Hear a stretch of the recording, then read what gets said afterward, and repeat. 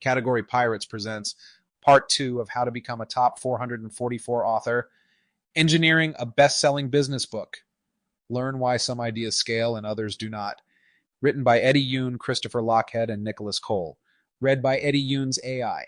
We published Part 1 of our breakthrough study of the best-selling business books from the past 20 years. However, that was just the tip of the iceberg.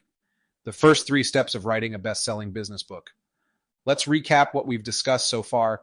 Step 1, choose your starting category. Before you even begin writing your book or scaling an idea of any kind, you first need to decide which of the 7 best-selling, most scalable categories you are going to play in and why.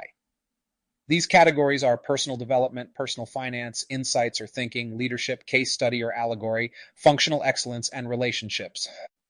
Step 2, idea-centric or author-centric. Be honest with yourself. First question, are you a celebrity? Are you at the absolute height of your industry? And would everyone inside that industry be able to recognize you on the street? For instance, Michelle Obama's book, Becoming, is a memoir that has sold over 14 million copies. And by the time it came out, she was one of the highest profile people in the world. And as a couple, the Obamas were the most admired couple in the world. Are you at that level? Or are you a no-name writer, entrepreneur, or industry thought leader? Be radically honest with yourself. If you are that famous, it might be okay to write an author-centric book that leans on your personal experience and social standing, but if not, then you'd be better off writing an idea-centric book instead. Next question. Would you care if someone else stole your idea, or built upon your idea and added their own twist, or took your idea and ran with it in a different direction? This gets at the heart of whether you are a missionary or a mercenary. Everyone cares a little bit, but if you really care, like you would be furious to see someone else building on your work, then you lean more author-centric. You need to be the star of the show.